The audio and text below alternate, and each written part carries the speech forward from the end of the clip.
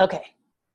Good evening, everyone, and welcome to the Metaphysical Bible Hangout. I'm Reverend Sherry James, Senior Minister for Understanding Principles Church, and it is my pleasure to be with you today. We will be talking about prosperity. We're working from the text, Your Faith is Your Fortune, from Neville Goddard. We are in the chapter To Them That Have, to Him. Oh, shoot. I thought it said to them. I typed the title wrong on the card. To him that hath, to him that hath. This is based on Luke 8:18. This whole lesson is based on Luke 8:18. Take heed, therefore, how you hear. For whosoever has, to him shall be given, and whosoever has not, from him shall be taken even that which he seems to have. So that seems like a really harsh verse for Jesus. And hopefully we're going to kind of break that apart. I'm going to talk to you tonight about 7 keys to thriving in any economy. I don't care what the economic climate is like. I don't care who's in quote unquote power. This is about having, no matter what is happening in the universe or what is happening in your life, world, and affairs. And so we're going to be talking tonight about making the choice for prosperity. Today is the 24th. What am I looking for?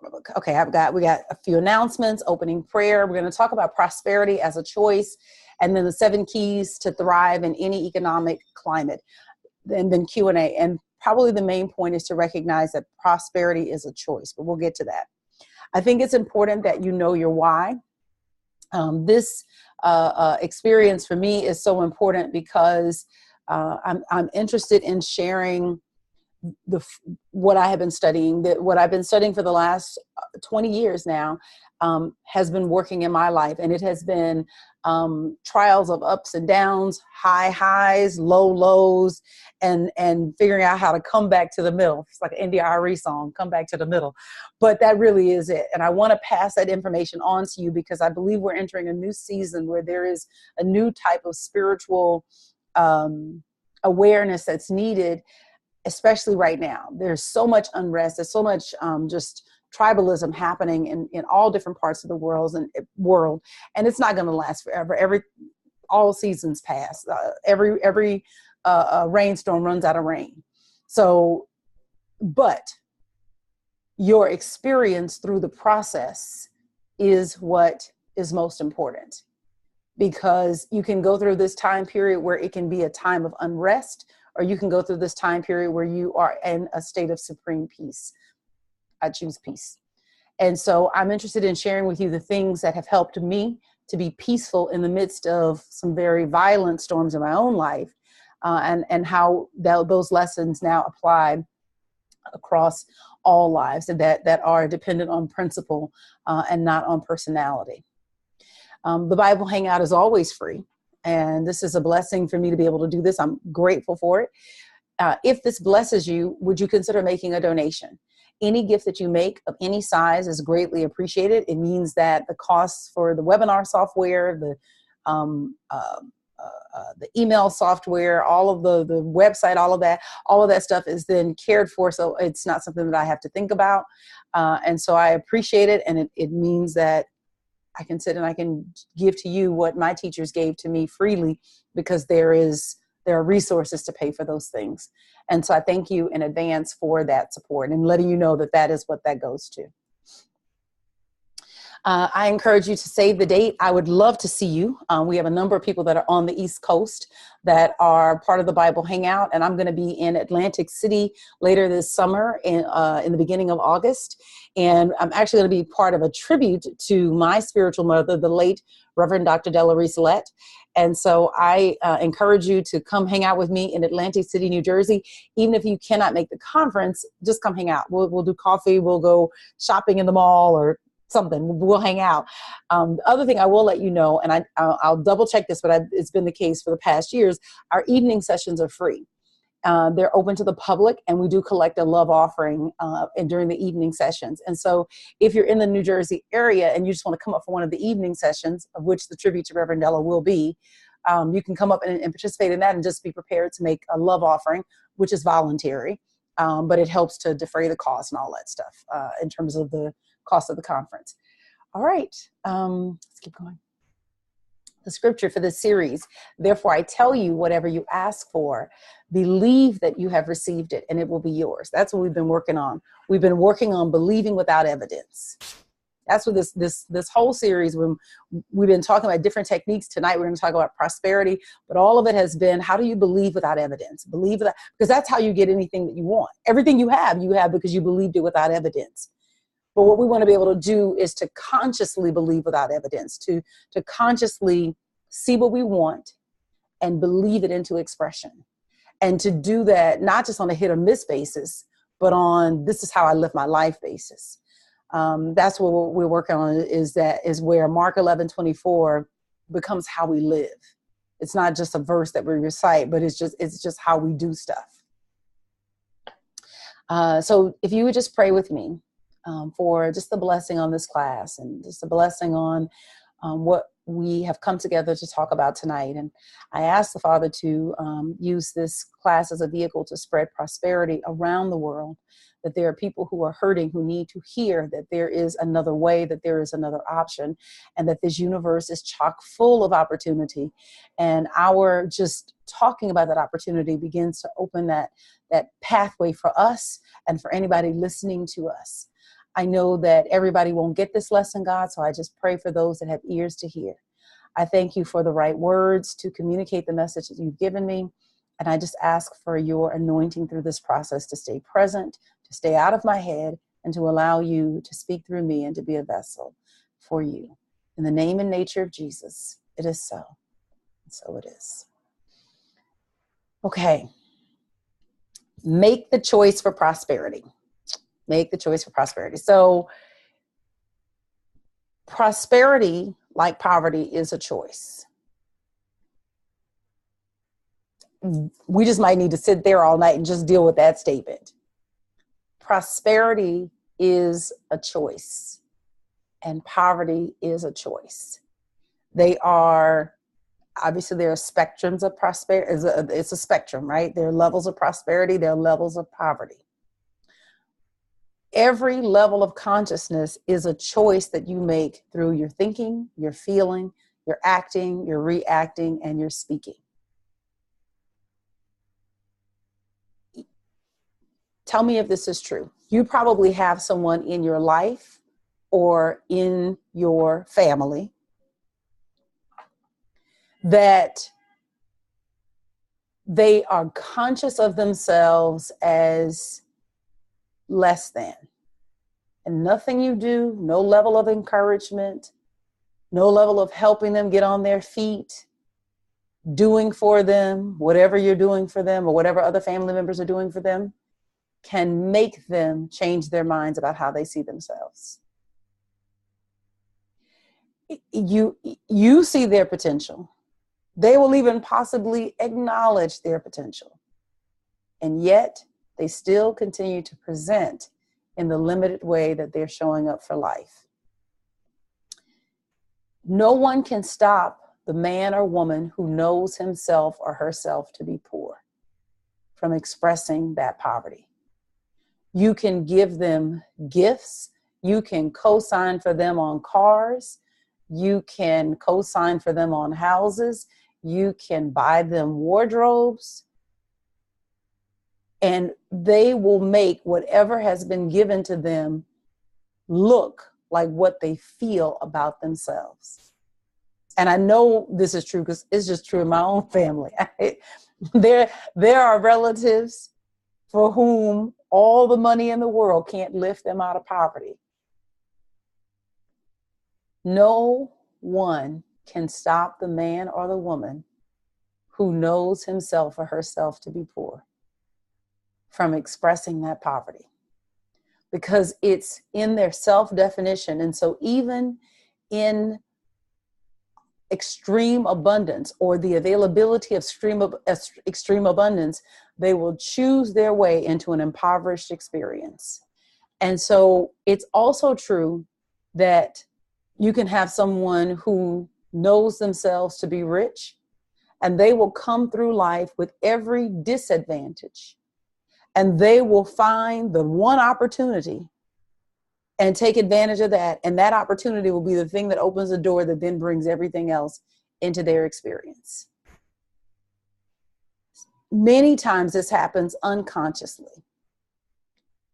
You have the ability for it to happen consciously, that you can choose your way into poverty and you can choose your way out of poverty.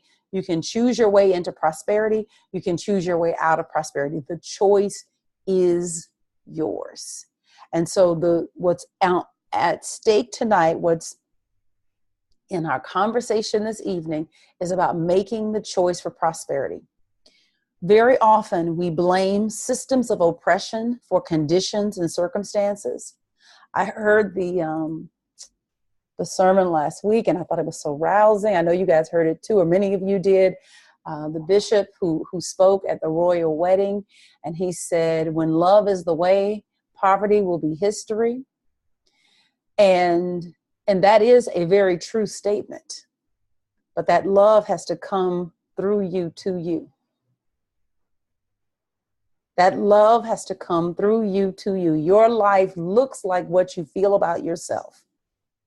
And when you feel yourself to be the royalty of God, you will accept nothing less than that which is befitting of a king or a queen. It is a choice. And unfortunately, you don't have any control over how someone sees themselves. You just don't. Parents, you know this. You know that you can work with a child. You can tell that child that they are the most amazing child in the world. But the one person whose opinion that matters will discredit them or put them down, and they'll hold on to that comment.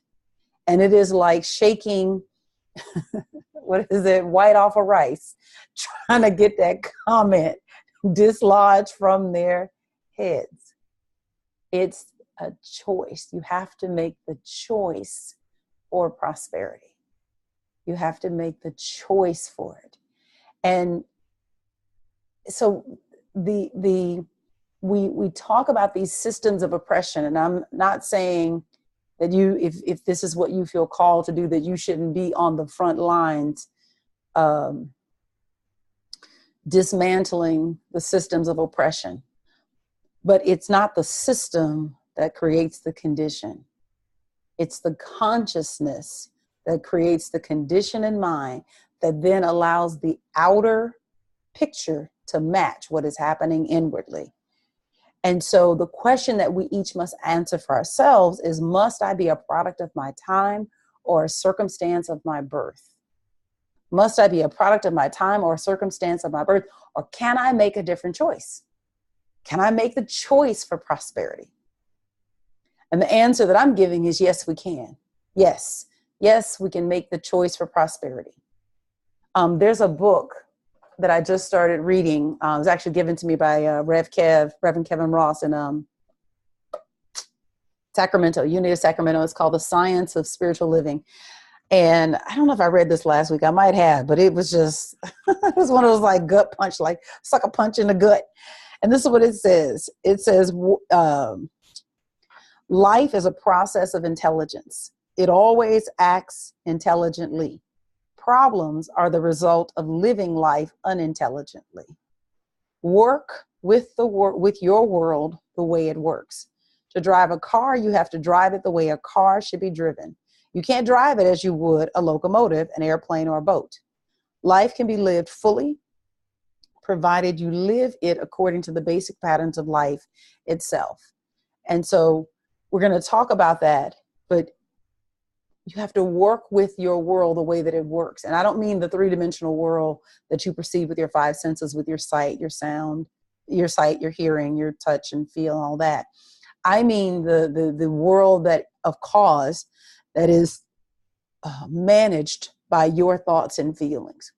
That world, you have to work with it the way that it works, because what you think and feel controls what you do and say. And what you do and say controls then what you experience. That when your words come out of you, they come out of you with a spiritual force that no power on earth can stop. But the words that come out of you have to do with what's in your heart. And so a lot of times there are words that are coming out of us that are that don't represent what we would really want in our lives, but it's the word that's lodged in our heart, right? As a man thinks in his heart about himself, so is he. So it's the word that's lodged in the heart. And so if we want to change what we're thinking and feeling and change then what we're doing and saying, we must first change the word that we're holding in our heart. And so what I want to talk about tonight are 7 keys for thriving in any economic climate. If you get these 7 keys, it does not matter who sits in what government office. It does not matter what the tax policy is. It does not matter what how wealth is divided between the rich and the poor. And if, 80% of the wealth is one way and 20 is another way, and then they got another, that if you get these keys, this trumps that. So the first thing is to recognize that, and this is the first key, is that ignorance of spiritual law does not exempt you. Ignorance of spiritual law does not exempt you. Now, this is a quote from Neville Goddard from this chapter 10. Man's ignorance of the working of the law does not excuse him nor save him from the results. Man's ignorance of the working of the law does not excuse him nor save him from the results. So there's a way that cars are driven. It doesn't matter that you don't know how cars are driven, because if you get behind the wheel of a car and try to use it in a way that it is not intended to be used, then you have to reap the fruit of those consequences. This world, or the laws of prosperity, work whether you comply with them or not. And the laws of prosperity move on your thoughts, feelings, attitudes, and your financial psychology. So if you speak the right words, you invite money in. If you speak the wrong words, you chase money away. If you feel the right feelings, it's the feeling of prosperity that creates prosperity. It's the feeling because what happens is that your feelings magnetize you. It's like metal, right? The difference between a metal that has no magnetism and a metal that's magnetized, the only difference is in the arrangement of the molecules. One is demagnetized, one is magnetized, but there's no difference. There's no difference between me and you. The only difference being how we're magnetized. And so the feelings in you are what magnetize you for experiences. And so the feeling of wealth magnetizes you for wealth. The wrong feelings is like a repellent. And so the money you do have, you will create experiences that will send it away. When I was first working on really trying to understand prosperity, I had come into a windfall. I had spoken at a conference and I had gotten over $900. And that was a lot of money at the time. And I was like, oh, this is good. Hey, let's do this again. I like this.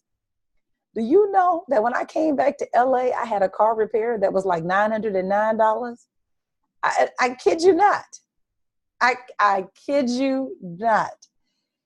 The wrong feeling poor, feeling like you do not have, you will create experiences to take the little bit of money you have. And so this is what Jesus is saying in Luke 8:18, take heed, therefore, how you hear, right? For whosoever has, to him shall be given, and whosoever has not, from him shall be taken even that which he seems to have. I seemed to have $900. And the moment I got back, the car repair added up to like $909. That's man, the laws of prosperity work whether you comply with them or not. You need the right attitude towards money. You need the right financial psychology towards money. Money is on the psychic level, has energy and can feel you. And so if you do not work with money the way that it works, your attitude and your financial psychology will chase money away. It will chase it right away from you. And so the thing is that the law does not care about your ignorance. If And you know this, every other spiritual law works the same way. The laws of gravity. If you walk off a building, if there's nothing there to break your fall other than the ground, but gravity is going to work, because if you step off the building, you're going to go down. And gravity doesn't say, boy, he didn't know that I work. Like, you found out on the way down. And so you have to work with your world the way that it works. And if you violate the laws of prosperity, then you have to experience the fruit of that violation. So this is a really, really important key. This thing is not about any kind of trickery. This is about becoming aware of, how does money work? And there are plenty of classes. I've got an entire book called The Money Poems to help you develop the right financial psychology. And this is not about how much money you have, because prosperity is not about having a lot of money. It's all the money that you can stand, right? And all the health and the wealth and the joy that you can stand, that really adds up to being wealthy. But if you don't work on your mind, you will be that person with $500 in the bank and still $5 short. It's a mindset.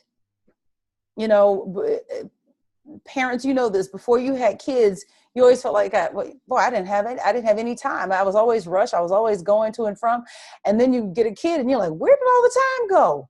Boy, I used to have all this time. No, you didn't. You had a consciousness that said that there was not enough. And so it doesn't matter if there's a kid in the picture or not. So your mindset about time has to adjust, not the other way around. So it's the same thing with money, that if you have a mindset that says that there's not enough, then the spiritual law says that what you feel, you get. So even if you make $200,000 a year, but you feel like you do not have enough as far as your lifestyle is concerned, then you will create an experience that feels like not enough, even though at $200,000 a year, you're bringing in more than 90% of the population. So it's a way of approaching life. And I think it's better to get it right with the pennies, because it's fewer distractions. But listen, you can get it right at any level. That when you get it right, then it's not about how much money you have. It's about being able to enjoy the money that you have. You know, I'd gotten to a place where I realized, am I enjoying the money that I have? Like, and I had to check myself. I was like, wait a minute, every penny that comes in is like allocated to something. I'm not even enjoying the wealth that I have. So this, again, spiritual law is about having the right financial psychology. And sometimes we're so in the mode of paying bills and pushing out money, and that we never take the time to really enjoy what we have.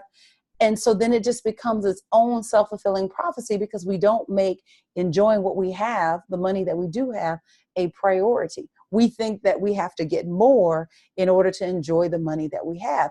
But if you don't know how to enjoy the pennies that you have, more will just look like what you have right now. It'll just be more of it. It'll be more unpleasantness.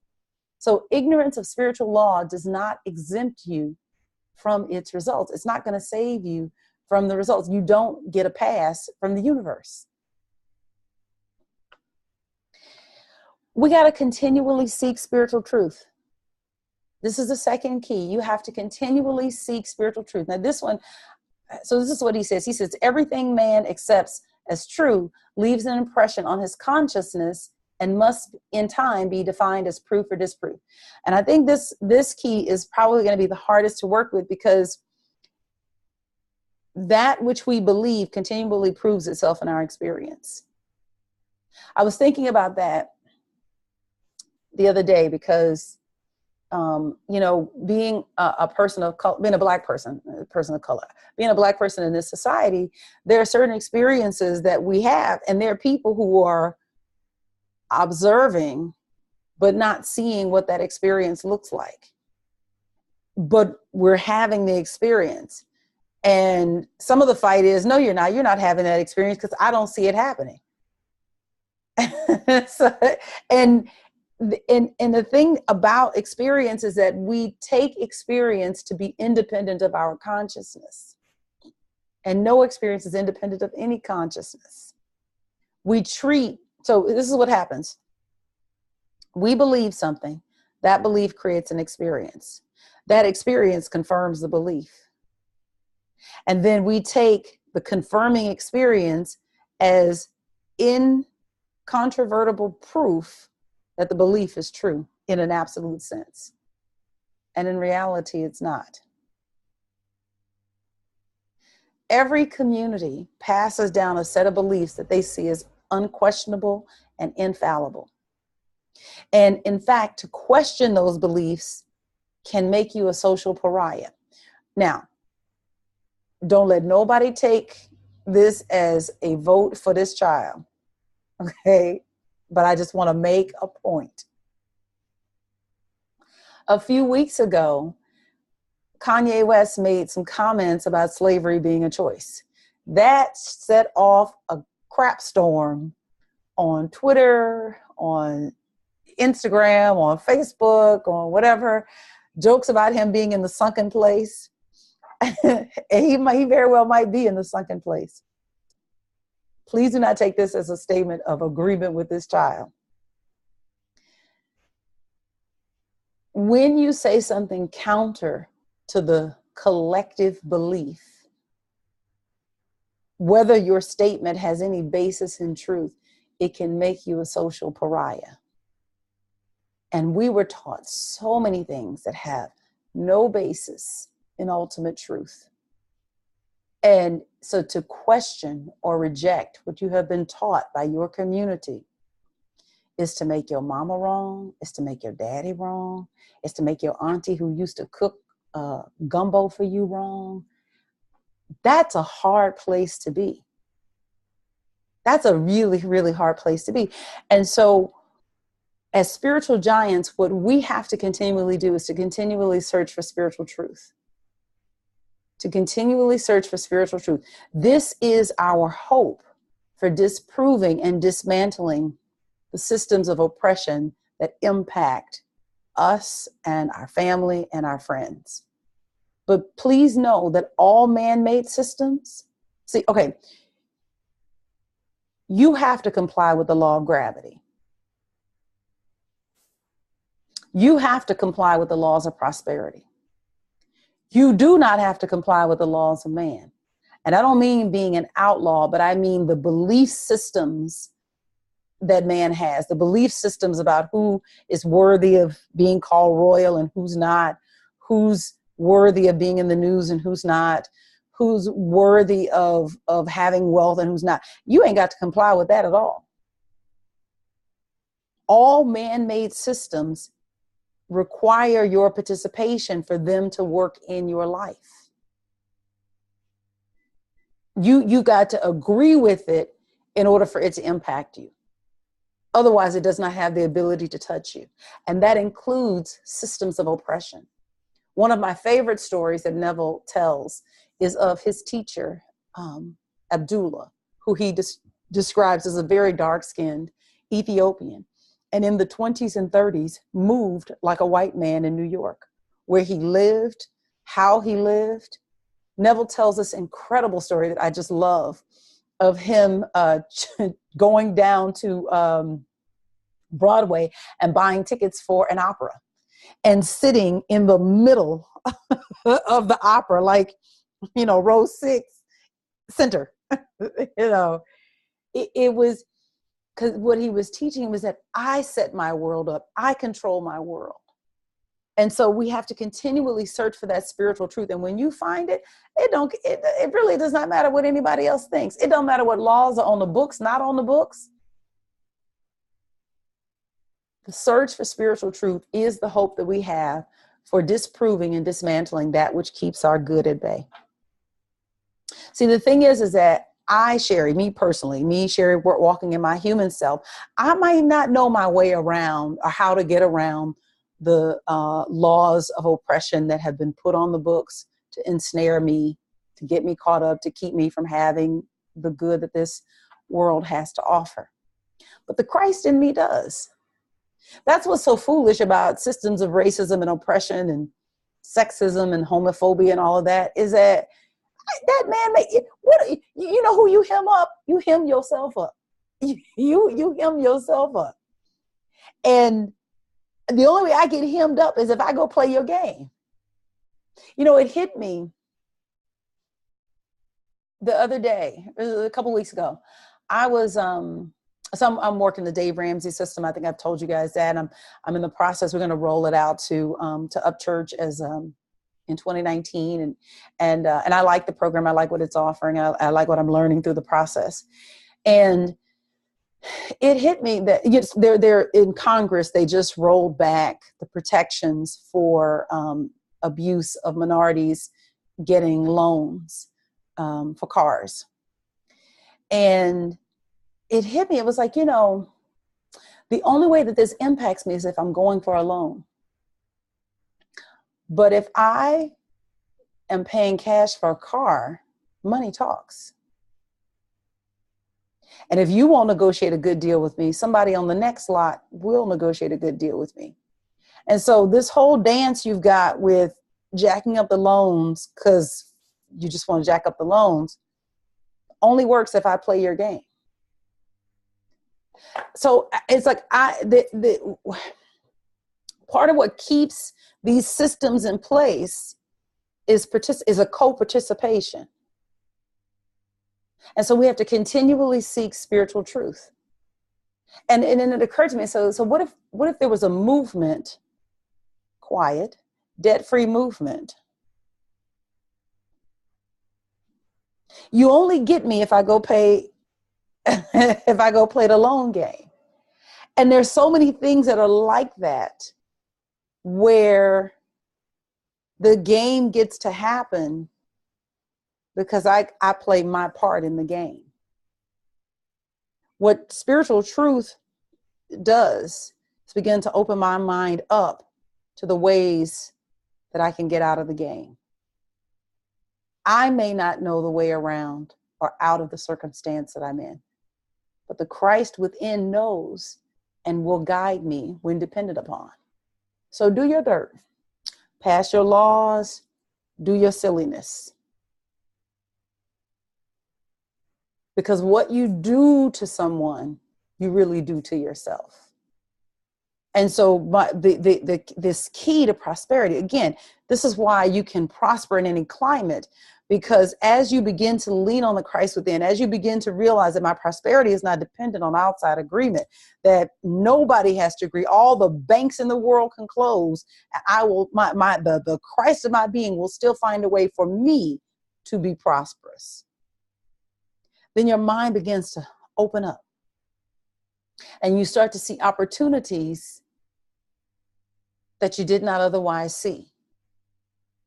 And then you realize that, wait a minute, there are literally parallel worlds that are going on. And I can dip over and be in this world where I am divinely protected, that I am supplied with everything that I need, that all my needs are met and I'm able to provide for the needs of my family. Or I can get into this world of chaos where things work on quote unquote luck. And I can try my hand at this. And you can have close friends, you in one world and they in the next world. And y'all walking parallel, but having two totally different experiences. Continually seeking spiritual truth unhooks you from the matrix. It unhooks you from the nonsense. And you just don't have to participate in it. You have what you are conscious of being. You have what you are conscious of being. So good, bad, or indifferent, it does not matter. Man receives multiplied 100-fold that which he is aware of being. I started a new task. I think I told you guys about it last night. I do hold on, where's the journal? Every night I take a piece of scripture and I work with it just to work with it. Right now I'm on a 30-day push with the scripture every night before I go to bed. And what I'm working on is this expansion of like how I see myself, because I can't have any further than I see myself. Like I can only have as far as I'm conscious of myself being. It does not matter what the capacity is. The capacity is whatever it is. The capacity, honestly, is limitless for any one of us. But we cannot have beyond what we're conscious of being. I'm always excited by people disagreeing with the collective consciousness. So excited about what's happening with Jane Fonda and Lily Tomlinson and the cast of Grace and Frankie and Grace. Because these are women that are in their 70s, going into their 80s, with a hit show. Other folks are slowing down. Betty White in her 90s, working. You have what you are conscious of being, because there are other actors and actresses who are not conscious of themselves as viable entities and having something worthwhile to say at this age. And they're saying, well, you know, the roles for people my age are few and far between. No, they're not. No, they're not. If I believe it's possible, my belief is enough to begin to magnetize me for the way that it will come to pass. Everything you do and have in your life is because of how you see yourself, not simply because of what happened to you. What happened to you plays a part, but it's not the biggest part. The biggest part is, how do you see yourself? Last week, I mentioned the story of the two brothers. This is a story that Earl Nightingale tells. He talks about two brothers who grew up in an alcoholic household. One becomes an alcoholic. The other doesn't touch alcohol at all. Separately, they're being interviewed by a psychologist who's trying to understand, you know, alcoholic families. And they ask both brothers the same question, which is, how is it that your life turned out the way that it did? And both brothers give roughly the same answer, which is, well, if you had a father like mine, what would you expect? We have so many assumptions about why our lives look the way that they look, but our lives look the way that they look because of how we see ourselves, how we've chosen to see ourselves. Two people coming through the same experience can make completely, radically different choices about their experience and about how they see themselves, and their lives reflect that self-definition. And so you even in an environment where it's completely hostile and the majority of the people around you want to destroy you, you can shift how you see yourself and change your experience. This is how you get Africans free in America during slavery. When you change how you see you, the people around you will shift how they see you and how they respond to you. And it seems fantastic, except that there's evidence of the possibility of it, which means that if anybody could do it, God is no respecter of person. What he's done for one, he will do for another. Change how you see yourself, and what you have, what you experience must conform. And so you have to build time into your daily experience to expand your notion of yourself. And so the verses for right now, I'm going to, probably change it after 30 days, but the verses that I'm working with right now are all verses to help me see myself different. So I'm working with Galatians 6, 7 through 9. I'm working with Genesis 1:26, and just meditating on this word, Joshua 1:8, chapter 1, verse 8. Just working with this because that's the only way that it expands. That's the only way that you get something different out of yourself. And what I'm looking for is a change in how I see myself, because the next level is available. It's already here, but I can't reach for it. I can't grab for it if I don't do the work to expand how I think about myself. And we each have to do the same. This is a very, very practical lesson where you can begin to expand. If you decide, I'm going to work on my prosperity, you can take all of the verses in the Bible, go through them one by one that are related to prosperity. Deuteronomy 8:20, it is God. Remember that it is God that gives you power to get wealth. And just sit with that, work with that. James 1:17, every good and perfect gift comes down from the Father of lights, with which there is no variation or turning. Just sit with that. And just meditate on that. Let it get down in your heart. Because see, once it gets down in your heart, then it's coming back up out of your mouth. And once it's coming back up out of your mouth, it now contains a spiritual force that no power on earth can stop. So you can have what you're conscious of being. So if you want to have more, you got to be conscious of more in yourself. Fourth key, you can attune your mind to wealth. This is what he says. He says, all things gravitate to that consciousness with which they are in tune. Likewise, all things disentangle themselves from that consciousness with which they are out of tune. You move at a frequency. And here, you know this, right? You know this because you'll walk into a room and you'll be like, ooh, what's going on with the energy in this room? You know, somebody can be in a down mood and you walk in and you feel it. You know, you show up at work and your coworker is having a bad day and they don't have to say anything. You can just feel the energy. You be like, is everything okay? You all right? You need something? Can I help you? And likewise, you can have someone who the air around them is just light. You come in and it's like a breath of fresh air.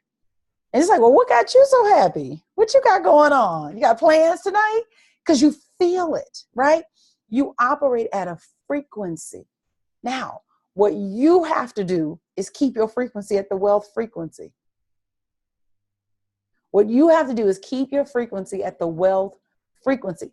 See, we're so busy being magnets. We treat our experiences as if it's happening to us independent of us participating in it. We're so busy being magnets that we don't even realize that we are in control of what we're magnetized for. And so, you know, one of my favorite songs, I played it for you guys a couple of weeks ago. I put it on repeat. That song that girl wrote, Carrie, I memorized the lyrics. You know how in high school, you played a song over and over again so you could learn the lyrics and then you write the lyrics down? Okay, I didn't write them down, but I did play it over and over again until I had it in my head. And this is what she says. She says, I'll be the last one standing. 2 hands in the air, I'm a champion. You'll be looking up at me when it's over. I live for the battle, I'm a soldier. I'm a fighter like Rocky. Put you flat on your back like Ali. Yeah, I'm the greatest, I'm stronger. I pay my dues, can't lose, I'ma own you. I am the champion. And she just goes from there. And she says, when they write my story, they're going to say that I did it for the glory, but don't think that I did it for the honor, or don't think that I did it for the fame. I did it for the love of the game.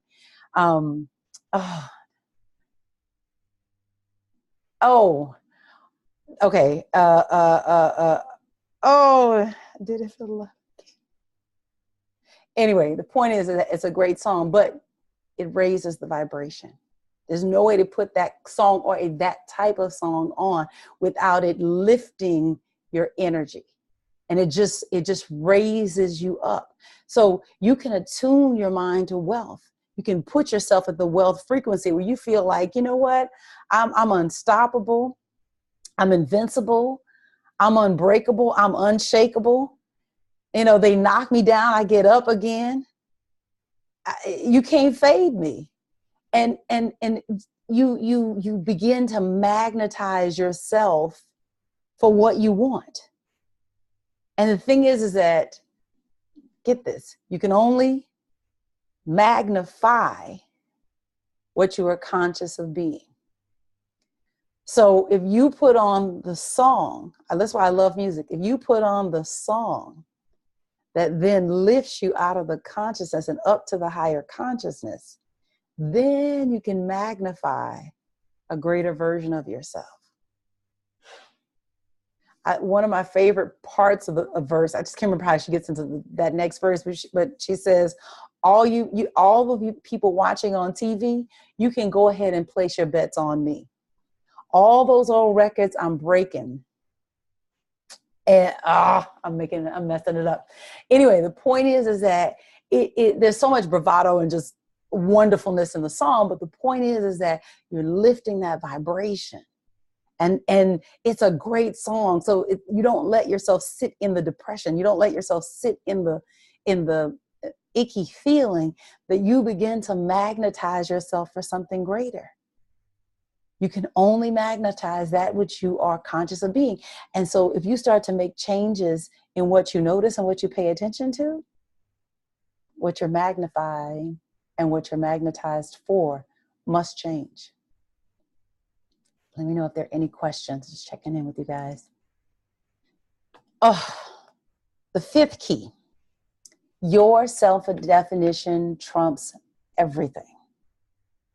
Your self-definition trumps everything. You have to consciously define yourself as that which you desire. Consciously define yourself as that which you desire. So this is another one of those keys that might be different.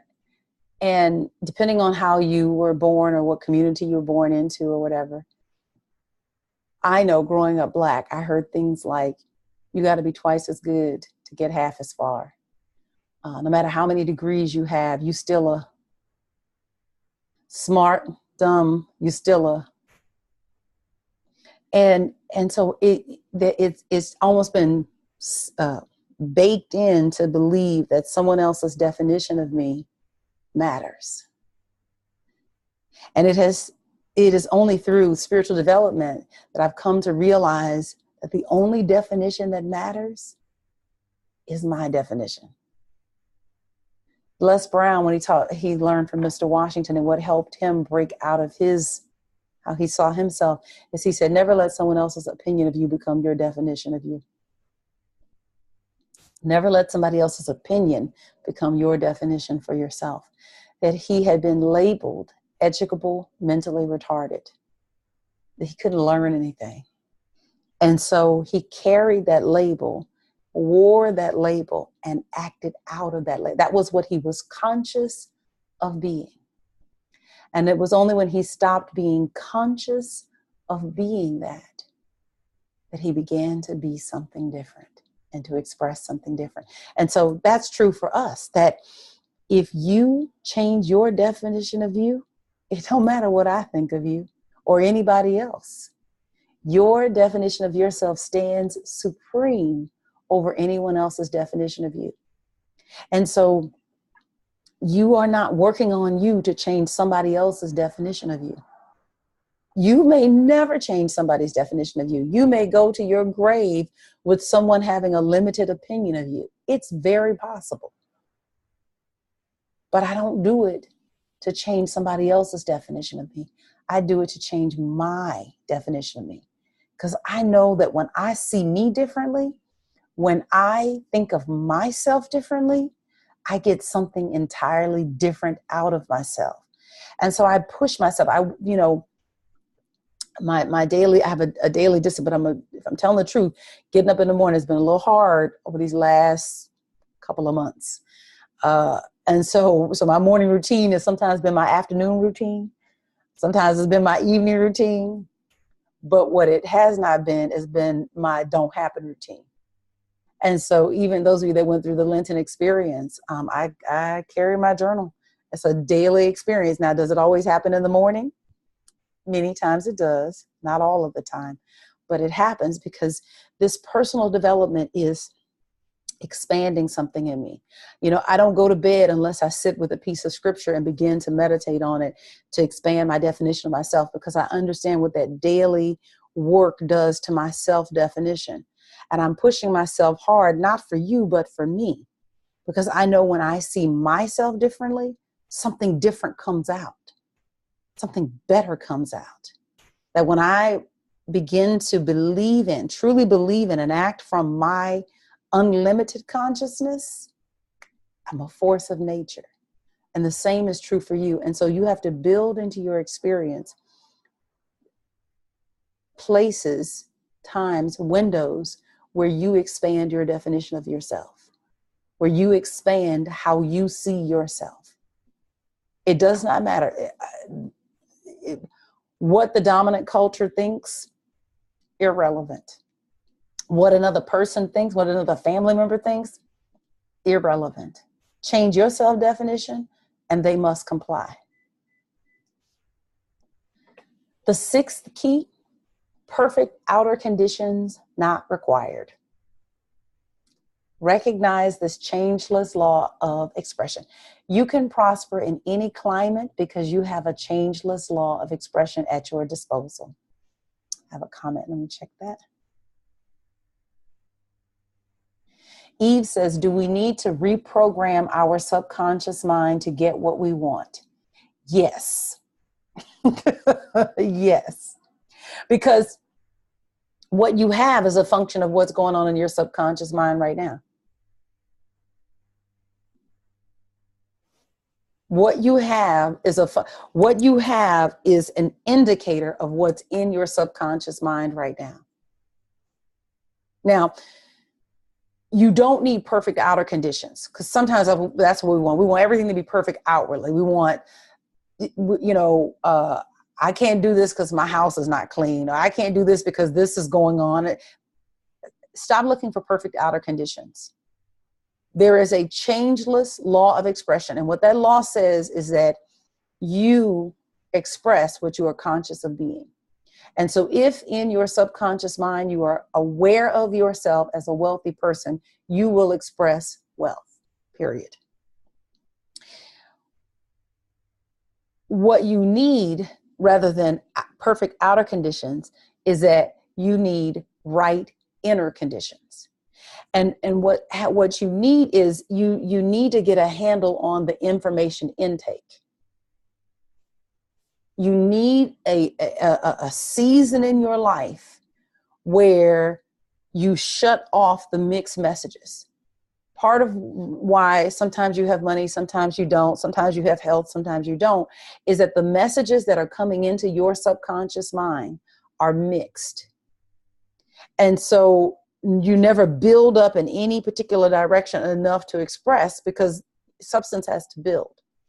And so what you need is to minimize the distractions that are interfering with the demonstration of your prosperity. That might mean fasting from TV. That might mean fasting from social media. That might mean fasting from going out to eat or hanging out with friends for a season. And just, I'm going to go in, because what's happening is that you don't have an output problem. What you have is an input problem, because that's what's controlling the output. And so you need a season in your life. And I love this. He says this on page 67. He says, fully conditioned, man becomes incapable of hearing other than that which contributes to his desire. And so you need a season in your life where the only input you're giving is that which contributes to your desire, that which contributes to what you want to express through you. And so if you are seeking to express wealth, then you need a season in your experience. And the season is relative to who you are. Your season might be a day. Your season might be 10 years. I don't know. But you need a season in your life where all you're doing is taking in information, and the information is consistent. And the information is consistently saying you are wealth. You are money. Money needs you. Dollars want you. You have all the money that you need. There is more than enough to spare and to share. I now prosper. God now guides, protects, and prospers me. You need a season in your life where that's all that you're taking in. And so part of the reason you fast on the social media and you fast on the TV and fast on these other things is because what's happening in with those avenues of information is that you're getting mixed messages. And so the subconscious mind, everything that you take in leaves an impression on your subconscious mind, and at some point is going to have to be proved or disproved. So what you want to do is to begin to control the intake. That you want to reach that place where you're only taking in information that confirms and affirms your wealth. And then you reach a point in your experience where you're strong enough to hear a mixed message and not be swayed. You know, for example, all of us do something professionally. You may be a doctor, you may be an accountant, you may be a computer programmer. There was a season in your experience where you had to lock it in. You were in school, right? And you were studying, working towards a particular degree. And there were things that you were learning nurse. There were things that you were learning in terms of inserting an IV, taking blood pressure, writing up prescriptions, how to see and receive patients, all the things that you had to learn as far as becoming a nurse. Now that you're in this season where you're conscious of yourself as being a nurse, you can hear counter messages because the consciousness has been solidified. You're not in danger of not thinking of yourself as a nurse. And what happens when we are developing the consciousness for wealth is that we allow ourselves to get messages from every which way that the messages come in. And so we never have that dedicated season where the consciousness becomes who we are. And so we stay in this space where sometimes we demonstrate money, sometimes we don't. Sometimes we got enough, sometimes we don't. And you have to have that dedicated season where the consciousness gets anchored in you. And so you have to control the information inflow. And so you cut off the TV, cut off wherever the mixed messages come from. It might be coming from a conversation with a close family member. Maybe you talk to that person on a regular basis, and every time you talk to them, all they're doing is talking about what's wrong with the world. Got to put them on timeout. You got to put them on time because you have to control the information inflow. You got to get a handle on the information coming in. I've got some comments.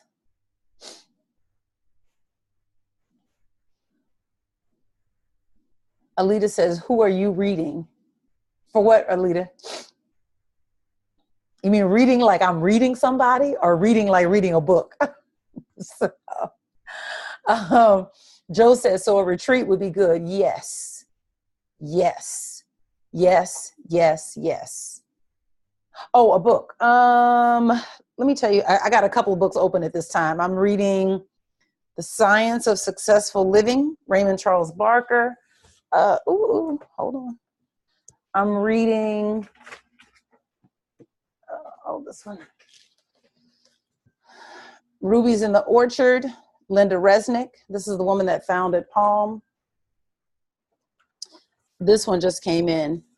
Millionaire Success Habits, Dean Graziosi. So those are the ones that are in Oh, got one other one here. Don't make a mess. 15 secrets successful people know about time management. So that's the rotation right now. Oh, and the Bible. Because hello, let's go get it from the source. So those are the four that I'm working on right now. And then of course, Your Faith is Your Fortune. I'm working with you guys through the text. Last key, having leads to having. Having leads to having. He says, this is a quote from Neville, as surely as the day follows the night, any attribute consciously claimed will manifest itself. Thus, that which to the sleeping orthodox world is a cruel and unjust law becomes to the enlightened one of the most merciful and just statements of truth. And he's referring to Luke 8:18. Take heed, therefore, how you hear, right? Because this is what Jesus is saying. He's saying, be mindful of that input. Take heed. Notice what you're taking in. You've got to narrow if you're trying to demonstrate something, you've got to narrow the input so that it matches what you want expressed through you. You know, when athletes prepare for a meet or they prepare for a big tournament, they have to narrow the types of information that they consume, not just what they eat with their mouths, but also what they eat with their minds, because it's as much a physical game as it is a mental game. And so this is what Jesus is saying. He's saying, take heed where you're getting your information from, because whoever has, to him shall be given. And whosoever has not, from him shall be taken, even that which he seems to have. And it's that what you're hearing can cause you to become part of the have-nots.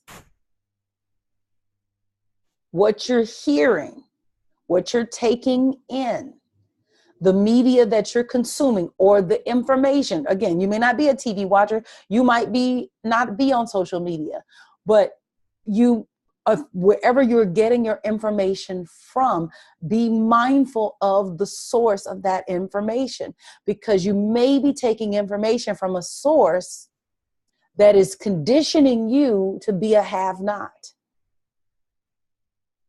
You may be taking in information in a way that is setting you up for not having what you need.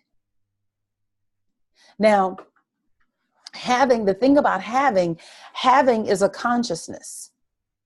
Having is a consciousness. I realize this in terms of time, because before I had Jordan, I was all rushing here, rushing there, late to this, late to that. It was always like just running out of time. There was never enough time to get anything done.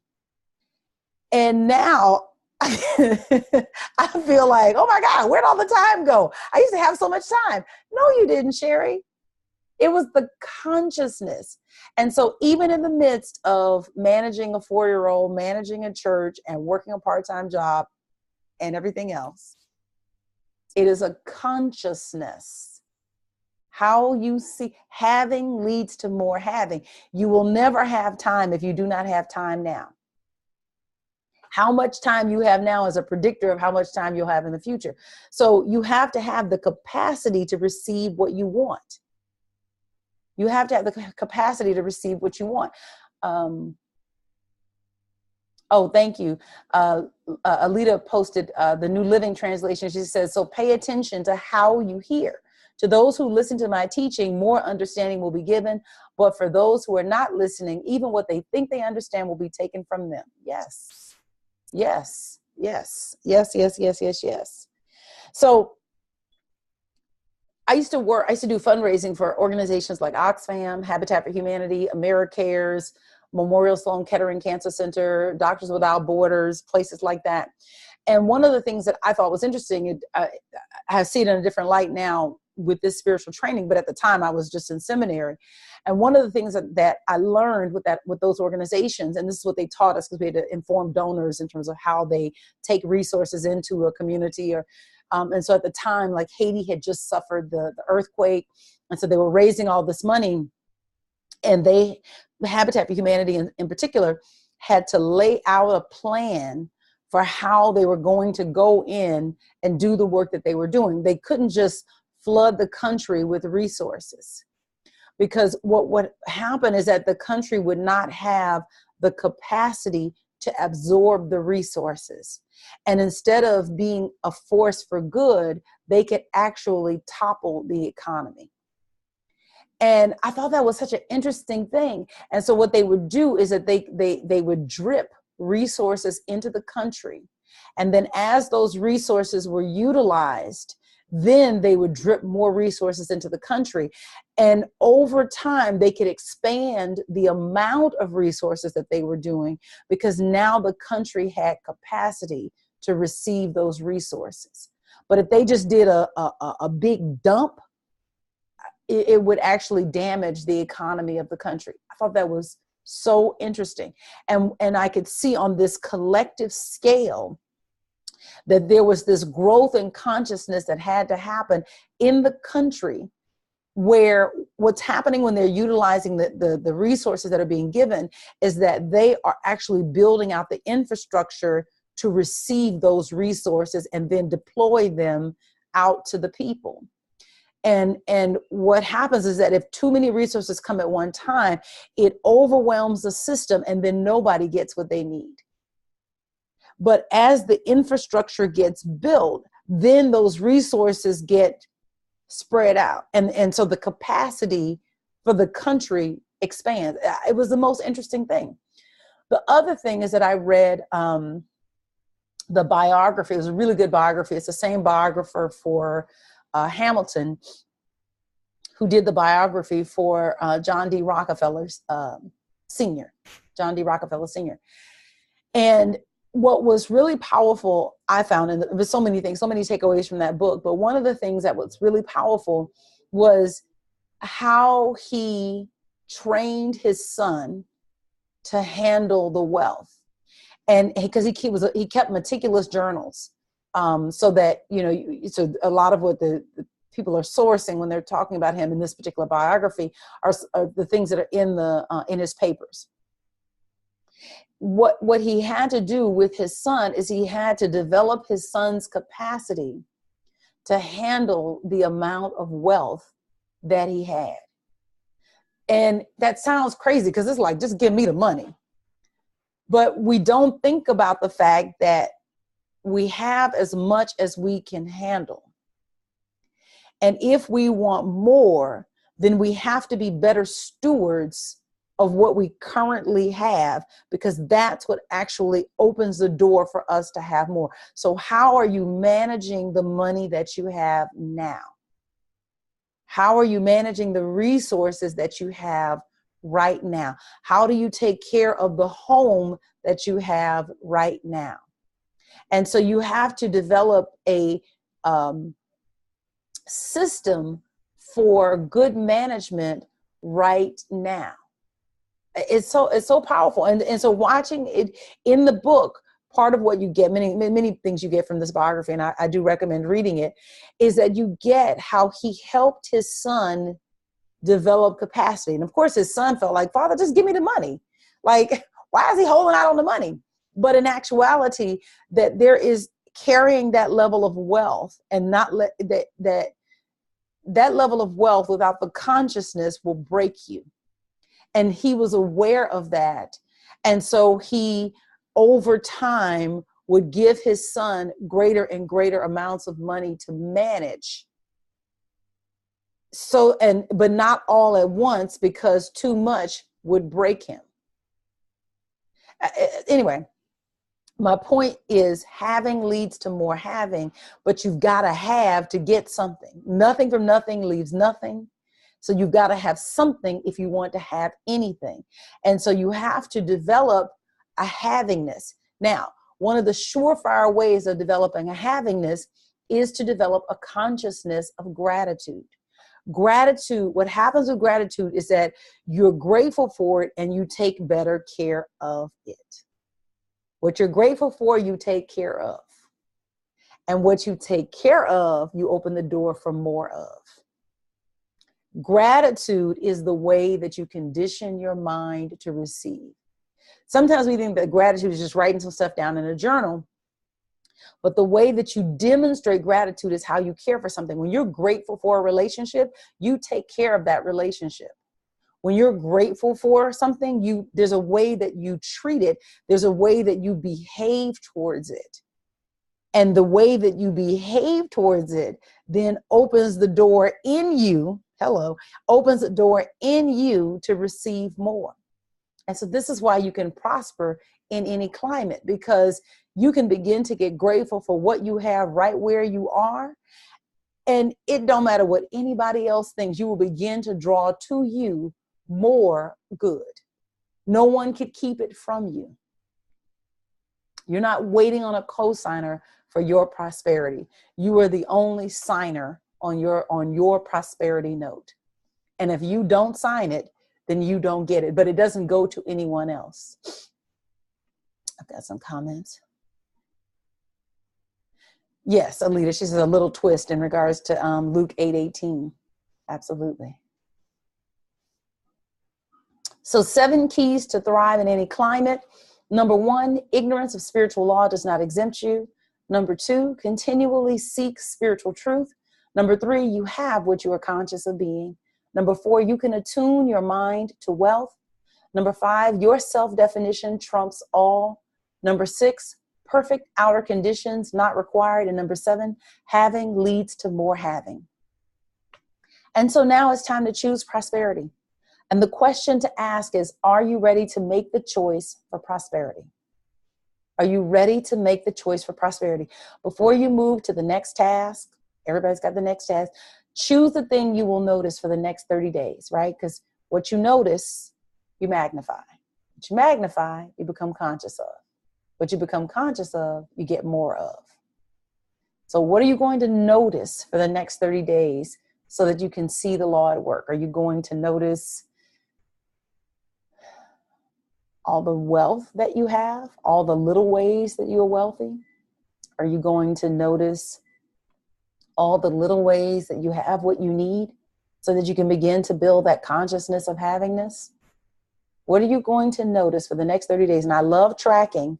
I'm really big on tracking. I have an electronic tracker and I got a paper tracker that, you know, to track your progress and track what comes in, not just what comes into your experience, but that you do the work, that you build that window and you put a little check mark on your calendar. And if this webinar helped you, please subscribe, share it with a friend, tell somebody about it. Thank you, guys. Any questions?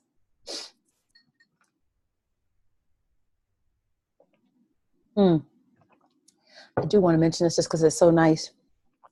This was given to me by my church. This was my gift for my 1-year anniversary. It's a charm bracelet. And Cherie explained it. I think this is a rose. This is a rose. I don't know, not think. This is a rose. And this is, I don't know what that is. She gave it to me. The rose was about blooming where you are. And then this was a heart. And you can't see. The heart has angel wings in there. I don't know if anybody can see that. Anyway, so just gratitude. This is one of the things that I'm grateful for. So yay. Thanks, God, for 1 year. Thanks, Joe.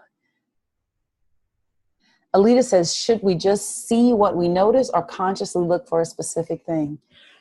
Well, I think you could do either or, Alita.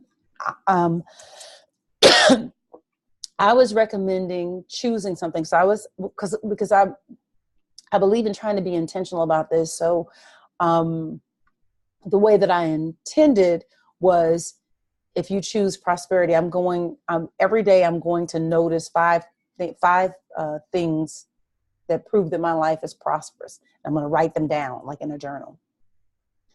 Or I'm going to, but some kind of way where I know I've got some accountability for myself. And then what you'll start to see is, and then I'll challenge myself to write 5 different things every day, right? So I'm not writing the same 5 things every day. And then what will happen is that as you begin to notice things, new things come into your experience. And so there's some tracking where you're saying, oh, I see that now that I'm paying attention to prosperity, this opportunity that came out of nowhere showed up in my life. But what you're doing is you're proving the law to yourself. You're proving how the law works. I think it is helpful to just notice what you notice, because that in itself is an education. Just to be mindful of, okay, well, what am I paying attention to right now? Why am I noticing that? I think that's helpful, very, very helpful to notice. But the exercise that, as I was suggesting it, was really about choosing what you're going to pay attention to, and then tracking that and making a kind of a game out of it. Thank you, guys. Thank you, Andrea. E says, thank you for this great lesson. Yay! Thank you, thank you. So this next lesson is Christmas. Very interesting title. Christmas. Chapter 11. Are y'all liking this book? I'm loving it. I hope you're liking it because I'm having a ball. Christmas. Christmas is where we're going next. Yay. Okay, Joe says yes. Yeah, I love this dude. This guy is one of my favorite guys on the planet, and off the planet now, but I just love me some Neville Goddard. I just do. All right, have a great week, and I will see you guys next week.